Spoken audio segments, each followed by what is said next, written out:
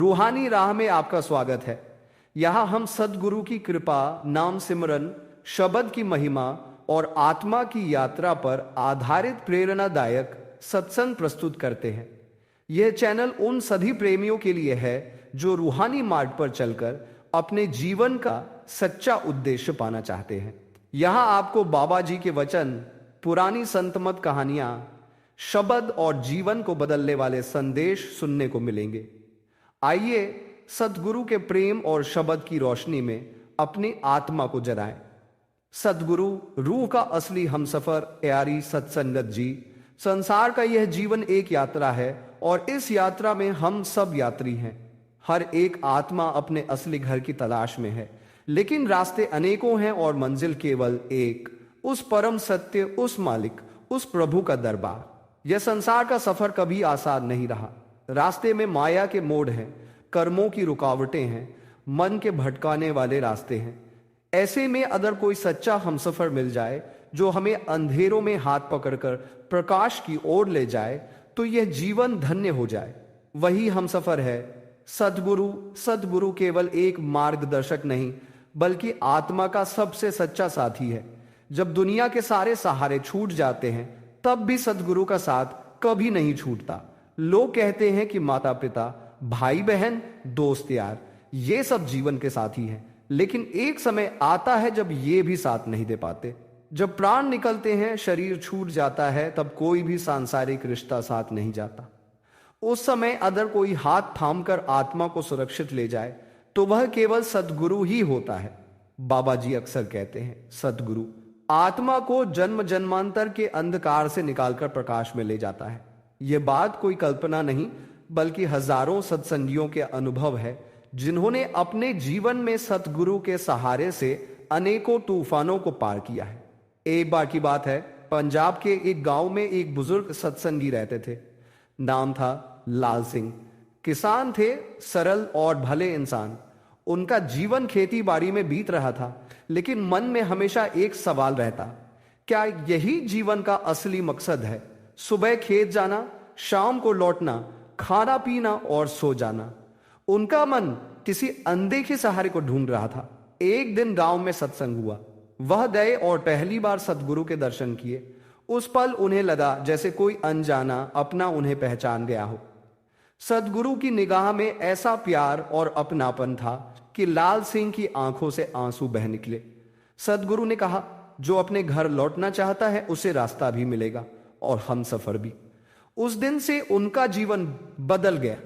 वह खेती तो करते रहे, लेकिन अब उनके दिल में एक नया बीज बोया गया, नाम और शब्द का बीज। समय बीता, लाल सिंह ने नाम दान लिया और सुमिरन और भजन में जीवन लगाने लगे। लोगों ने मजाक उड़ाया, अरे ये तो बुजुर्ग हो गए हैं, अब माला जपेंगे। लेकिन लाल सिंह जानते थे कि ये माला नहीं, ये तो उस मालिक का दरवाजा खोलने की चाबी है। एक साल गांव में बहुत बड़ा सूखा पड़ा।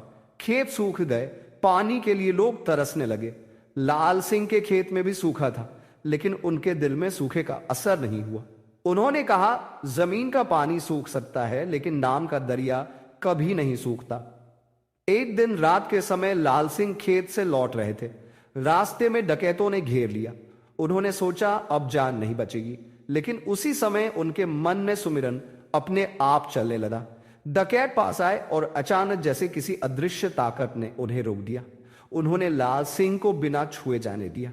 लाल सिंह समझ गए, यह सद्गुरु का सहारा था, जो अदृश्य रूप में भी अपनी आत्मा का साथ देता है। सद्गुरु केवल शरीर में नहीं, बल्कि हर क्षण, हर जगह आत्मा के साथ रहते हैं। चाहे हम भूल जाए, पर वह नहीं भूलते। वह हमारे भीतर उस शब्द के रूप में मौजूद रहते हैं, जो हमें खींचकर ऊपर ले जाने की ताकत रखता। शब्द सद्गुरु मेरा सदा सहारा, राह दिखावे हर अंधियारा। नाम की दौलत घर में भर दे, पार लगावे दुख का दरिया। लाल सिंह की उम्र बढ़ती गई। एक दिन वह भजन में बैठे थे, आंखें बंद थी और सुमिरन अपने आप चल रहा था। अचानक उन्हें महसूस हुआ कि जैसे कोई भीतर से बुला रहा है, आओ अब घर चलो। उन्होंने भीतर देखा, एक तेज प्रकाश फैला हुआ था और सद्गुरु मुस्कुराते हुए आगे खड़े थे। उस क्षण उन्होंने शरीर छोड़ दिया, जैसे कोई पंछी पिंजरे से आजाद हो गया हो। गांव के लोग कहते हैं, उनके चेहरे पर ऐसी शांति और मुस्कान थी जो केवल सतगुरु के हमसफर होने से ही मिल सकती है। इसलिए सत्संगत जी, हमें यह समझना चाहिए कि संसार के सभी रिश्ते अस्थाई है, लेकिन सतगुरु का रिश्ता अनंत है। वह केवल इस जन्म में नहीं बल्कि जन्म जन्मांतरों में साथ देते हैं। जो आत्मा उनके सहारे चलती है उसे रास्ते में कोई भटकाव, कोई डर, कोई तूफान डिगा नहीं सकता। सतगुरु का अदृश्य साथ। प्यारी सत्संगत जी, जीवन का रास्ता कभी भी सीधा नहीं होता। यह पगडंडी की तरह है जो कभी समतल चलती है, कभी पहाड़ चढ़ाती है, कभी घाटियों में उतार देती है। रास्ते में पत्थर भी होते हैं, कांटे भी, और कई बार तो ऐसा लगता है कि आगे अंधेरा ही अंधेरा है। लेकिन जब आत्मा के पास सदगुरु का हाथ हो तो अंधेरा डरावना नहीं लगता, क्योंकि हमें पता है कि कोई हमें गिरने से बचा रहा है। सदगुरु का साथ हमेशा दिखाई नहीं देता, लेकिन महसूस जरूर होता है। जैसे गर्मी में ठंडी हवा का झोंका जो आंखों से दिखता नहीं पर राहत देता है, वैसे ही सदगुरु का सहारा आत्मा को मिलता है। कहानी है राजस्थान के एक छोटे से कस्बे की। वहां एक परिवार रहता था। मोहनलाल, उनकी पत्नी कमला और 2 बच्चे। मोहनलाल एक व्यापारी थे, मेहनती और ईमानदार, लेकिन व्यापार में बार बार घाटा हो रहा था। कर्ज बढ़ गया था, घर की हालत भी बिगड़ रही थी। एक दिन उनके मोहल्ले में सत्संग का ऐलान हुआ। कमला जी ने कहा, चलो सुनने चलते हैं, शायद दिल को कुछ सुकून मिले। मोहनलाल का मन पहले तो नहीं हुआ, लेकिन फिर वह चले गए। सदगुरु मंच पर विराजमान थे। मोहनलाल ने जैसे ही उनके दर्शन किए, दिल में एक अजीब सी शांति उतर आई। सदगुरु ने उस दिन कहा, जिसे मालिक मिल जाए उसे चिंता नहीं करनी चाहिए। चिंताएं मन की आदत है और मालिक का सहारा आत्मा की सच्चाई है। यह बात मोहनलाल के दिल को छू गई। उन्होंने सोचा, अगर यह सच है तो मैं भी इस सहारे को पाना चाहता हूं। कुछ समय बाद उन्होंने नामदान लिया और सुमिरन भजन को अपने जीवन का हिस्सा बना लिया। समय बीतता गया, लेकिन व्यापार की कठिनाइयां बनी रही। दोस्तों ने कहा, देखो तुम भजन भक्ति में लग गए, लेकिन हालत तो पहले जैसी ही है। मोहनलाल मुस्कुरा कर कहते, मुझे अब हालत से डर नहीं लगता, क्योंकि अब मैं अकेला नहीं हूं। फिर एक दिन एक बड़ी घटना हुई। मोहनलाल को शहर से माल लाना था। वह ट्रक में बैठकर जा रहे थे। रास्ते में पहाड़ी इलाका था, सड़क संकरी और मोड़ तीखे। अचानक ड्राइवर ने ब्रेक लगाए, लेकिन ट्रक फिसलने लगा। नीचे गहरी खाई थी। सभी यात्रियों की चीखें निकल गई। मोहनलाल के मन में अपने आप सुमिरन चल पड़ा। उस समय कुछ अजीब हुआ। ट्रक खाई के किनारे तक आया और वहीं अटक गया, जैसे किसी ने पीछे से पकड़ लिया हो। ड्राइवर हैरान था कि ब्रेक काम ही नहीं कर रहे थे, फिर भी गाड़ी रुक गई। सब लोग बच गए। मोहनलाल जानते थे ये सदगुरु का अदृश्य हाथ था, जिसने उन्हें मौत के मुंह से खींच लिया। उस दिन के बाद उनका विश्वास और गहरा हो गया। उन्होंने कहा, सदगुरु केवल धर्म सिखाने नहीं आते, वह तो हमारी रूह के हमसफर है। शब्द जब जब संकट आवे भारी, सदगुरु साथ निभावे प्यारी। नाम का सहारा, जीवन का आधार, राह दिखावे, पार उतारे संसार। मोहनलाल का व्यापार धीरे धीरे सुधरने लगा, लेकिन अब उनका मकसद केवल व्यापार में लाभ नहीं बल्कि रूहानी लाभ था। वह कहते, पैसा तो आकर चला जाएगा, लेकिन सदगुरु का नाम अगर आत्मा में बस जाए तो वह कभी नहीं छूटता। सालों बाद जब मोहनलाल की उम्र हो गई, वह अक्सर सत्संग में खड़े होकर कहते, मैंने अपनी आंखों से सदगुरु का करिश्मा देखा है। वह केवल शब्दों से नहीं, अपने कर्मों से हमें बचाते हैं। सत्संगत जी, इस संसार में लाखों लोग हैं, लेकिन हर कोई हमारा असली हमसफर नहीं होता। जो जन्म जन्मांतर साथ दे, जो मृत्यु के बाद भी आत्मा का हाथ पकड़कर उसे मंजिल तक पहुंचा दे, वही सदगुरु है। इसलिए हमें इस सहारे को मजबूती से थामना चाहिए। सदगुरु का समय पर सहारा। प्यारी सत्संगत जी, हम अक्सर सोचते हैं कि हमारी समझ सबसे सही है। हम जानते हैं कि कब क्या करना है, लेकिन जीवन में ऐसे मोड़ आते हैं जहां हमारी बुद्धि चुप हो जाती है और केवल मालिक का सहारा ही हमें सही दिशा देता है। सदगुरु उस समय सिर्फ मार्गदर्शक नहीं, बल्कि रूह के हमसफर बनकर हमारी नाव को पार लगाते हैं। कहानी है उत्तर प्रदेश के एक कस्बे की, जहां एक सत्संगी बहन, जिसका नाम था सुशीला, अपने पति और 2 बच्चों के साथ रहती थी। उनका पति रेलवे में काम करता था और अक्सर ड्यूटी के कारण घर से बाहर रहता था। घर की जिम्मेदारी और बच्चों की परवरिश का बोझ अधिकतर सुशीला पर ही रहता। सुशीला का जीवन साधारण था, लेकिन उनके भीतर भजन भक्ति के प्रति गहरी लगन थी। उन्होंने नामदान लिया था और रोजाना सुबह शाम सुमिरन भजन में समय देती थी। मोहल्ले में लोग कहते, इतनी व्यस्तता में भी भजन का समय निकालती है। वह बस मुस्कुरा देती, क्योंकि वह जानती थी कि यह समय ही असली पूंजी है। एक बार उनके पति को रात की ड्यूटी थी। देर रात स्टेशन से घर लौटते समय रास्ते में एक हादसा हो गया। जिस रेलगाड़ी से वह लौट रहे थे, अचानक पटरियों पर एक ट्रक आ गया। ब्रेक लगने में देर हो गई और टक्कर हो गई। डिब्बे हिलने लगे, यात्री चीखने लगे। उनके पति को लगा कि अब तो बचना मुश्किल है। उसी समय सुशीला, जो घर पर सो रही थी, अचानक नींद से उठी। बिना जाने कि क्या हो रहा है, उनके होठों पर सुमिरन चलने लगा। उनका मन सदगुरु को पुकारने लगा, मालिक मेरा सहारा बनो। अगली सुबह खबर आई कि हादसा बहुत बड़ा हो सकता था, लेकिन किसी तरह ट्रेन पलटी नहीं और सारे यात्री बच गए। सुशीला की आंखों में आंसू आ गए, क्योंकि वह जानती थी कि यह सदगुरु का अदृश्य हाथ था। समय बीतता गया। एक दिन सुशीला के बेटे की तबीयत अचानक बिगड़ गई। डॉक्टर ने कहा कि तुरंत शहर के बड़े अस्पताल ले जाओ। रास्ता लंबा था और रात का समय। एम्बुलेंस का इंतजार हो रहा था, लेकिन देर हो रही थी। सुशीला ने बेटे का सिर गोद में रखा और सुमिरन करने लगी। जैसे ही उन्होंने आंखें बंद की, उन्हें लगा कि सदगुरु उनके पास खड़े हैं, मुस्कुरा रहे हैं और कह रहे हैं, चिंता मत करो, यह हमारा बच्चा है।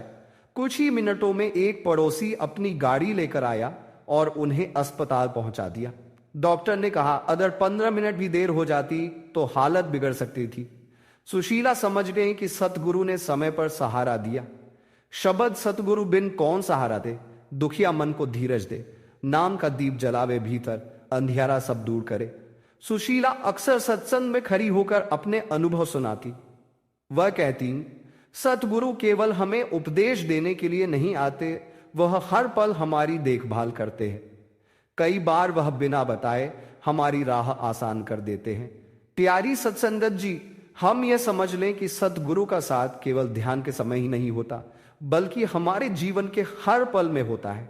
हम अपने काम में लगे हों, यात्रा कर रहे हों या कठिनाई में हो, उनका अदृश्य हाथ हमें थामे रहता है। जब तक हम उस सहारे को थामे रहते हैं, जीवन का कोई तूफान हमें गिरा नहीं सकता। सतगुरु की परीक्षा और कृपा। प्यारी सत्संगत जी, सतगुरु का साथ मिलने के बाद भी जीवन में कठिनाइयां आती है। कई बार हमें लगता है कि यह तो अनुचित है, अब तो हमने भजन भक्ति शुरू कर दी है, फिर मुश्किलें क्यों।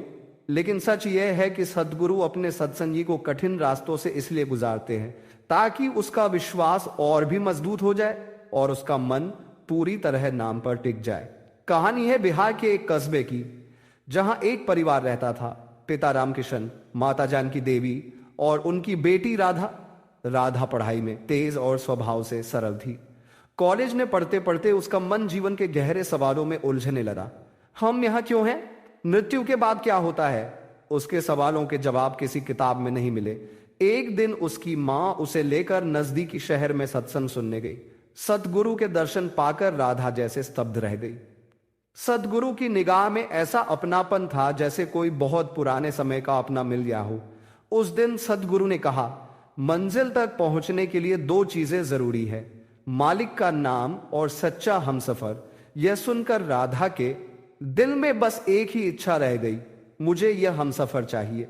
कुछ महीने बाद राधा ने नामदान लिया। सुबह शाम सुमिरन और भजन में बैठने लगी। लेकिन तभी परिवार पर एक कठिन समय आ गया। उसके पिता की नौकरी छूट गई और घर की आर्थिक हालत बिगड़ गई। रिश्तेदारों ने मदद से मुंह मोड़ लिया। कई बार खाने तक की दिक्कत होने लगी। मां चिंतित रहती, लेकिन राधा हमेशा कहती, मां सतगुरु देख रहे हैं। एक रात ऐसा हुआ कि घर में अंधेरा था, बिजली नहीं थी और अचानक राधा को तेज बुखार आ गया। गांव के डॉक्टर ने कहा कि हालत गंभीर है, तुरंत शहर ले जाओ। लेकिन आधी रात में कोई साधन उपलब्ध नहीं था। पिता परेशान होकर इधर उधर दौड़ने लगे। राधा ने धीरे से आंखें बंद की और सतगुरु को याद किया। अचानक गली में एक जीप आकर रुकी। ड्राइवर ने कहा, मुझे शहर जाना है, अगर चाहो तो मरीज को बैठा लो। सभी हैरान थे, क्योंकि उस समय कोई गाड़ी वहां नहीं आती थी। राधा को अस्पताल पहुंचाया गया और समय पर इलाज हो गया। अगले दिन पिता ने ड्राइवर को धन्यवाद देने की सोची, लेकिन पता चला कि ऐसी कोई गाड़ी उस इलाके में थी ही नहीं। तभी मां की आंखों में आंसू आ गए। ये हमारे सदगुरु ही थे जो वेश बदल कर आ गए। शब्द नाम तेरा संग हमारा, सदगुरु तू रूह का प्यारा। हर संकट में साथ निभावे, अंधियारे में दीप जलावे। समय बीतता गया, राधा ने पढ़ाई पूरी की और एक अच्छी नौकरी पाई, लेकिन वह कहती मेरी सबसे बड़ी पूंजी यह नौकरी नहीं बल्कि सतगुरु का नाम है। प्यारी सत्संगत जी, इस घटना से हमें यह सीख मिलती है कि सतगुरु की कृपा का तरीका हमेशा हमारी समझ में नहीं आता, लेकिन उनका सहारा हर समय मौजूद रहता है, कभी अदृश्य रूप में, कभी किसी और इंसान के रूप में, लेकिन वह अपने सत्संगी को अकेला नहीं छोड़ते। सतगुरु का सहारा मौत के पार। प्यारी सत्संगत जी, हम सभी इस दुनिया में कुछ समय के लिए मेहमान हैं। यह जीवन चाहे जितना लंबा लगे, लेकिन असल में एक यात्री के सफर जैसा है। कोई यात्री स्टेशन पर हमेशा के लिए नहीं रुकता, वैसे ही आत्मा इस शरीर में हमेशा के लिए नहीं ठहरती। फर्क बस इतना है कि जब यात्रा पूरी होती है तो सांसारिक रिश्ते, धन दौलत, पद प्रतिष्ठा सब यहीं छूट जाते हैं, लेकिन सतगुरु का साथ उस पार भी बना रहता है। कहानी है हिमाचल के एक पहाड़ी गांव की, जहां प्रेमचंद नाम के एक बुजुर्ग सत्संगी रहते थे। जवानी में वह सेना में थे और कई बार मौत से आमना सामना हुआ था, लेकिन हर बार उन्हें ऐसा लगता कि कोई अदृश्य शक्ति उन्हें बचा रही है। सेवानिवृत्ति के बाद उन्होंने सतगुरु का नामदान लिया। उनकी एक आदत थी, सुबह 4 बजे उठकर सत्संग स्थल तक पैदल जाना, चाहे सर्दी हो या बारिश। लोग कहते, बाबा जी अब आपकी उम्र हो गई है, आराम किया करो। वह बस हंसकर कहते, सतगुरु का दरबार मेरा असली आराम है। एक सर्द सुबह की बात है, जी भजन में बैठे थे। अचानक उन्हें लगा जैसे कमरे में एक प्रकाश फैल गया है। प्रकाश के बीच सतगुरु खड़े थे, मुस्कुरा रहे थे। उन्होंने प्रेमचंद जी को देखा और कहा, चलो अब घर चले। उस समय प्रेमचंद जी को ना कोई डर लगा, ना कोई चिंता। वह बोले, मालिक जैसा आप चाहें। परिवार वाले जब कमरे में आए तो देखा कि प्रेमचंद जी का शरीर शांत पड़ा है, लेकिन चेहरे पर गहरी मुस्कान है। ऐसा लगता था जैसे कोई थका हुआ यात्री लंबे सफर के बाद अपने घर पहुंच गया हो। गांव के लोग कहते, हमने मौत के बाद इतनी शांति कभी नहीं देखी। सत्संगत जी, यह घटना हमें यह सिखाती है कि सदगुरु का साथ केवल जन्म तक सीमित नहीं होता। जब शरीर छूटता है तब असली सफर शुरू होता है, और उस सफर में अगर रूह का हमसफर सदगुरु हो तो रास्ता कितना भी लंबा हो, डर नहीं लगता। शब्द सदगुरु संग पार उतारे, राह अजब आसान बनावे। नाम की जोत जले भीतर, अंधियारा सब दूर भगावे। प्रेमचंद जी की याद में गांव में एक छोटा सत्संग रखा गया। वहां बुजुर्ग सत्संगी खड़े होकर बोले, सतगुरु का नाम केवल जीते जी का सहारा नहीं, बल्कि यह मौत के बाद की यात्रा में भी रोशनी देता है। प्यारी सत्संगत जी, यह बात हमें अपने जीवन में समझनी होगी। हम सांसारिक रिश्तों में बंधे रहते हैं, लेकिन अंतिम क्षण में यही रिश्ते साथ नहीं जाते। उस समय केवल सतगुरु और उनका दिया हुआ नाम साथ रहता है। इसलिए जो समय मिला है उसमें हमें सतगुरु को थामना चाहिए, ताकि जब बुलावा आए तो हम भी प्रेमचंद जी की तरह मुस्कुराते हुए जा सके। प्यारी सत्संगी संगत जी, सतगुरु की महिमा का वर्णन करने बैठे तो शब्द छोटे पड़ जाते हैं, भाव भी कम पड़ जाते हैं, क्योंकि सतगुरु वह दर्पण है जिसमें आत्मा अपनी असली सूरत देख सकती है। वह नाव है जो इस संसार सागर से पार उतार देती है, और वह पिता है जो रूह को अपने असली घर तक पहुंचा देता है। संसार में मनुष्य अनेक रिश्तों का अनुभव करता है, माँ बाप, भाई बहन, पति पत्नी, मित्र, पर इन सभी रिश्तों का आधार इस शरीर तक सीमित है, समय की रेखा तक सीमित है। सदगुरु का रिश्ता आत्मा के साथ है जो कभी नहीं टूटता, न जन्म के साथ शुरू होता है और न मृत्यु के साथ समाप्त होता है। सदगुरु का प्रेम बिना शर्त का होता है, न उसमें कोई सौदा है, न अपेक्षा, बस एक ही उद्देश्य, रूह को उसके मालिक तक पहुंचाना। बाबा जी ने एक बार बहुत सुंदर ढंग से समझाया था कि सदगुरु के प्रेम को नापना वैसा है जैसे कोई समुद्र की गहराई को चम्मच से मापने की कोशिश करे। वह कभी संभव नहीं है। सतगुरु हर सांसंगी को वही देता है जो उसके अंदर सहन करने की शक्ति है, और जब रूह सच में मालिक की ओर कदम बढ़ाती है तो सतगुरु उसकी कमान संभाल लेते हैं। एक बार की बात है, बाबा सावन सिंह जी महाराज के समय की। पंजाब के एक छोटे से गांव में एक बुजुर्ग सत्संगी रहते थे। वह बेहद गरीब थे, लेकिन नाम भक्ति में पूरे पक्के थे। खेती बाड़ी से थोड़ा बहुत गुजर बसर होता था, पर मन हमेशा सतगुरु के चरणों में लगा रहता। एक साल ऐसा आया जब उनके गांव में भयंकर सूखा पड़ गया। खेत सूख गए, कुएं का पानी खत्म हो गया। पर गांव के लोग परेशान थे। कई ने अपनी जमीन बेच दी, कई गांव छोड़कर चले गए। उस बुजुर्ग सत्संगी के घर में भी खाने को मुश्किल से अनाज था, पर उनकी सूरत पर कभी शिकन नहीं आई। एक दिन उनका एक दोस्त जो गांव में ही रहता था उनसे मिलने आया और बोला, तू इतना शांत कैसे है? तेरा खेत भी सूख गया, घर में भी खाने को कुछ नहीं, फिर भी तू परेशान नहीं। बुजुर्ग ने मुस्कुराकर कहा, भाई, मेरे खेत का मालिक सतगुरु है, मेरी जिंदगी का मालिक सतगुरु है, और मेरे पेट का भी मालिक वही है। जब तक उसने पेट में सांस डाल रखी है तब तक भूखा नहीं रखेगा। उस दोस्त को उनकी यह बात हंसी जैसी लगी, पर अगले ही दिन गांव में कुछ अद्भुत हुआ। गांव के पास के कस्बे में एक बड़े व्यापारी ने अनाज बांटने का ऐलान किया। सब लोग वहां पहुंचे, बुजुर्ग सत्संगी भी गए। जब उनका नंबर आया तो व्यापारी ने उन्हें बाकियों से दुगना अनाज दिया और कहा, बाबा, यह तो आपके सतगुरु का ही आदेश है। कल रात मुझे स्वप्न में एक वृद्ध संत ने कहा कि एक सफेद दाढ़ी वाला आदमी आएगा, उसे दुगना देना। यह मेरा सत्संगी है। बुजुर्ग की आंखों में आंसू आ गए। उन्होंने सिर झुकाया और मन ही मन कहा, सतगुरु, आप तो वचन के पक्के हैं। आपने कहा था भूखा नहीं रखेंगे, सच कर दिखाया। यह घटना पूरे गांव में फैल गई और लोगों को विश्वास हुआ कि सतगुरु अपने भक्तों का कभी साथ नहीं छोड़ते, चाहे समय कितना भी कठिन क्यों ना हो। शब्दों में नहीं कहा जा सकता कि सतगुरु किस तरह से रूह के हर दुख को अपने ऊपर ले लेते हैं। वह बाहर से भले ही मौन दिखाई दें, पर अंदर से अपने सत्संगी की हर एक धड़कन पर नजर रखते हैं। जब रूह गलत राह पर जाती है तो सदगुरु अदृश्य डोर से खींचकर उसे बचा लेते हैं। जब रूह ठोकर खाती है तो वही उसे थाम लेते हैं। बाबा जी अक्सर फरमाते हैं, सदगुरु का हाथ तब भी तुम्हारे सिर पर होता है जब तुम्हें लगता है कि तुम बिल्कुल अकेले हो। यह बात तभी समझ में आती है जब जीवन में कोई ऐसा मोड़ आता है जहां सब दरवाजे बंद दिखते हैं और अचानक कोई अदृश्य हाथ रास्ता खोल देता है। सदगुरु से जुड़ा रिश्ता शब्दों से नहीं, अनुभव से समझ में आता है, और वह अनुभव तब मिलता है जब मन सच्चे भाव से सुमिरन करता है, भक्ति करता है और अपने अहंकार को मिटाता है। सदगुरु हमें सिर्फ बाहरी धर्म का पाठ नहीं पढ़ाते, बल्कि आत्मा की गहराई में ले जाकर दिखाते हैं कि हम कौन हैं, कहां से आए हैं और हमारा असली घर कहां है। संसार के रिश्ते हमें केवल शरीर के स्तर तक जोड़ते हैं, लेकिन सतगुरु हमें आत्मा के स्तर से जोड़ते हैं। वह हमें इस मायावी दुनिया के जाल से निकालकर मालिक की गोद में बिठा देते हैं।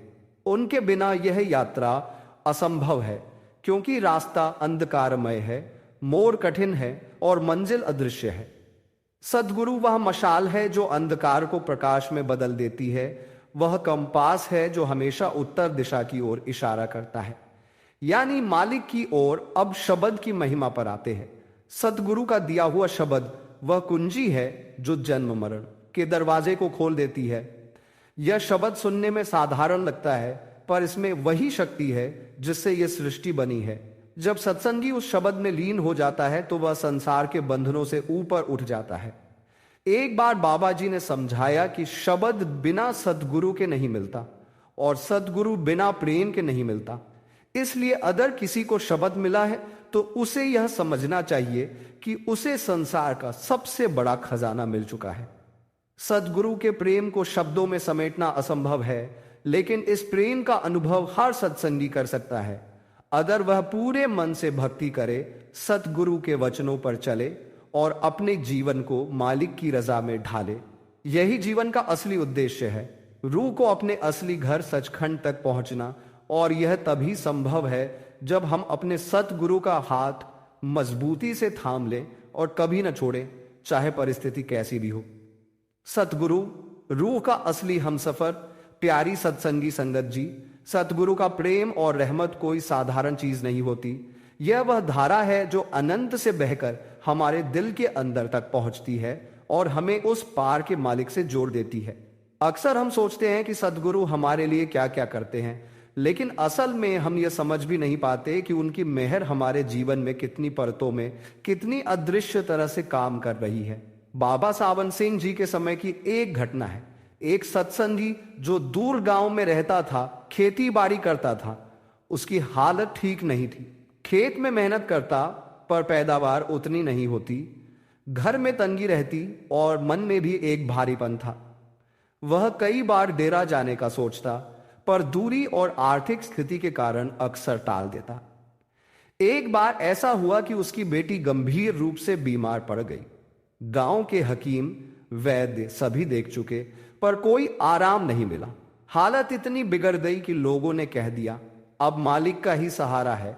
वह आदमी बेटी को लेकर जैसे तैसे बैलगाड़ी से डेरा पहुंचा। डेरा उस समय इतना बड़ा नहीं था, पर बाबा सावन सिंह जी का दरबार बहुत ही जीवंत और प्रेम से भरा रहता था। वह आदमी अपनी बेटी को लेकर सदगुरु के पास पहुंचा और आंखों में आंसू भरकर बोला, मालिक, यह आपकी अमानत है। अगर चाहो तो बचा लो, वरना आपकी मर्जी। बाबा सावन सिंह जी ने उसकी ओर देखा जैसे किसी ने गहरे सागर में झांक लिया हो। फिर बोले, बेटा, तेरा भरोसा मालिक पर है ना? उस आदमी ने सिर झुका दिया।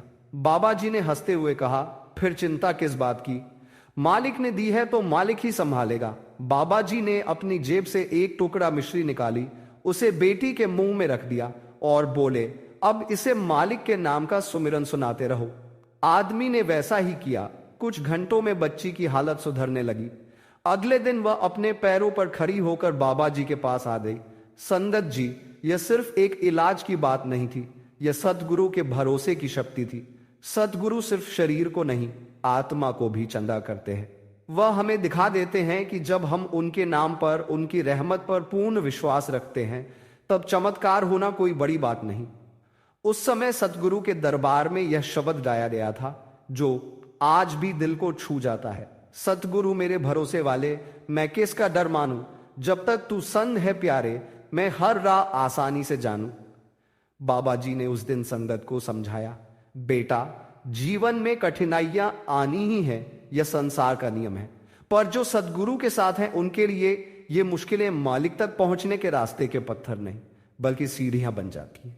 जब इंसान इस संसार के माया जाल में फंसकर अपने असली घर को भूल जाता है, तब सदगुरु का ही हाथ उसे पकड़कर फिर से उस राह पर लाता है, जिस राह से आत्मा अपने असली मालिक तक पहुंच सके। सदगुरु का काम केवल उपदेश देना नहीं है, बल्कि आत्मा के भीतर सोई हुई उस तरफ को जगाना है जो हमें सच्चे प्रेम और सच्चे मिलन की ओर खींचती है। दुनिया में बहुत से रास्ते हैं, लेकिन जो रास्ता सदगुरु दिखाता है वह हमें सीधे उस दरबार में ले जाता है जहां से हम सब निकले हैं। सदगुरु का प्रेम बिना किसी स्वार्थ के है। वह ऐसा सागर है जिसमें डूबने वाला हमेशा के लिए बदल जाता है। आज मैं आपको एक ऐसे पुराने सत्संगी की सच्ची घटना सुनाने जा रहा हूं जो बाबा सावन सिंह जी के समय की है और जो सतगुरु के प्रेम और रहमत को दिल की गहराइयों तक महसूस कराने वाली है। उस समय पंजाब के एक गांव में हरनाम सिंह नाम का एक किसान सत्संगी रहता था। वह बेहद सीधा साधा इंसान था। मेहनत से खेती करता और समय निकालकर सत्संग सुनने चला जाता। एक बार उसके खेत में अचानक टिड्डियों का हमला हो गया। गांव के लोग परेशान हो गए क्योंकि टिड्डियां पलक झपकते ही पूरी फसल चट कर जाती थी। हरनाम सिंह के खेत में भी टिड्डियां उतर आई। लोग भाग भाग कर आग जला रहे थे, दुआ कर रहे थे, लेकिन टिड्डियां हटने का नाम नहीं ले रही थी। हरनाम सिंह के मन में आया कि यह फसल मेरी मेहनत से हुई है, लेकिन असल में मालिक की ही है। अगर मालिक चाहे तो बचा ले और अगर उसकी मर्जी में कुछ और है तो मैं क्यों दुखी हूं। वह अपने खेत के बीच खड़ा होकर सुमिरन करने लगा। टिड्डियां पूरे खेत में फैली हुई थी, लेकिन जैसे जैसे वह सुमिरन करता गया उसके अंदर से डर खत्म होता गया। अचानक बादलों की गड़गड़ाहट होने लगी और तेज आंधी चली। अजीब बात यह थी कि टिड्डियां उसके खेत से उड़कर दूसरे खेतों की ओर चली गई। गांव के लोग हैरान थे कि बाकी खेत तो बर्बाद हो गए, लेकिन हरनाम सिंह का खेत बच गया। कुछ दिनों बाद वह डेरा जाकर बाबा सावन सिंह जी के दर्शन करने गया। उसने यह घटना बताई। बाबा जी ने मुस्कुराकर कहा, जब इंसान का ध्यान सदगुरु में होता है तो मालिक उसके लिए रास्ता खुद बना देता है। खेत बचाना या फसल देना तो बस एक बहाना है। असल में मालिक तुम्हें यह दिखाना चाहता था कि जब तू अपना भरोसा मालिक के हाथ दे देता है तो वह तेरी हर चीज की रखवाली करता है। इस घटना से गांव में कई लोग प्रभावित हुए और सत्संगी बन गए।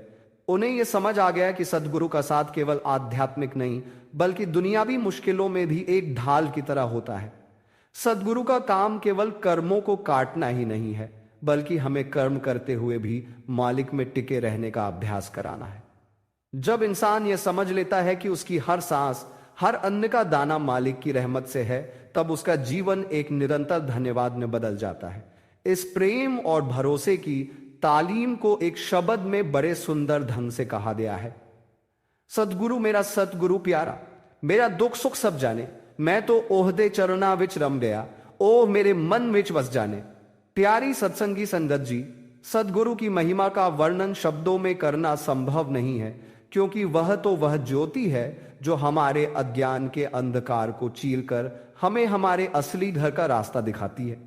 सदगुरु केवल शरीर नहीं होते, वे उस परमात्मा की जीवित मूर्त है जो अपने प्रेम और करुणा से हर जीव को नामदान देकर उसकी आत्मा को शुद्ध मार्ग पर लगाते हैं। इस संसार के मेले में हम सब अपने अपने कर्मों के जाल में उलझे हुए हैं। हमें यह भी नहीं पता कि कौन सा रास्ता सच्चा है और कौन सा गलत। सदगुरु ही वह अद्वितीय मार्गदर्शक है जो अपने अनमोल उपदेशों और शब्द की शक्ति से हमारी चेतना को अंदर की ओर मोड़ते हैं। उनका प्रेम ऐसा है कि चाहे हम कितने भी गिरे हुए हों, वे हमें अपने आंचल में समेट लेते हैं। एक समय की बात है, एक गांव में एक बुजुर्ग सत्संगी रहते थे जिनका नाम हरनाम सिंह था। वे बरसों से सदगुरु के साथ जुड़े हुए थे और नामदान लेकर भक्ति के मार्ग पर लगे हुए थे। उनके गांव में एक युवक था जो जीवन से निराश हो चुका था, क्योंकि उसने बार बार असफलताओं का सामना किया था। नौकरी छूटी, व्यापार डूब गया, रिश्ते टूट गए। वह सोचता था कि शायद परमात्मा भी उससे नाराज है। एक दिन गांव में सत्संग का आयोजन हुआ और हरनाम सिंह जी ने उससे कहा, बेटा चलो आज सदगुरु के वचन सुनते हैं, शायद तुम्हारा मन हल्का हो जाए। पहले तो वह युवक मना करता रहा, लेकिन अंत में चला गया। सत्संग में जब सदगुरु ने प्रेम, क्षमा और नाम के महत्व पर चर्चा की तो युवक का मन पिघल गया। उसे ऐसा लगा जैसे सतगुरु सीधे उसकी पीड़ा को पहचान कर उससे बात कर रहे हैं। सत्संग के बाद उसने हरनाम सिंह जी से कहा, मुझे ऐसा लगा जैसे कोई मेरे अंदर की चोट पर मरहम रख रहा हो। हरनाम सिंह मुस्कुराए और बोले, यही सतगुरु की शक्ति है। वह न केवल हमारे बाहरी दुखों को समझते हैं बल्कि हमारी आत्मा के रोने की आवाज भी सुनते हैं। उस दिन के बाद से वह युवक हर सत्संग में आने लगा। धीरे धीरे उसका मन स्थिर हुआ, जीवन में सकारात्मकता लौटी और सबसे महत्वपूर्ण बात, उसका सतगुरु पर विश्वास गहरा हो गया।